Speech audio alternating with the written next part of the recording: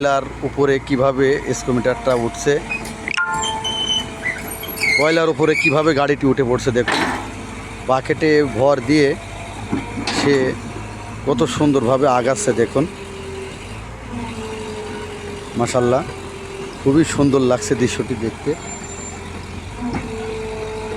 অবশেষে সে কিন্তু কয়লার স্টকের ওপর উঠে পড়েছে। মাশাআল্লাহ, সে সবসময় মাথা ঠান্ডা রেখে গাড়িটি পরিচালনা করে দেখুন।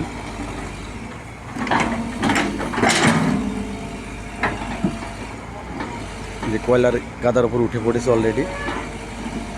আবার এখানে সে বাকেটটা মেরে গাড়িটা আগাচ্ছে দেখুন। বাকেটের সাহায্যে সে গাড়ি উঠায় ফেললো কয়লার উপরে।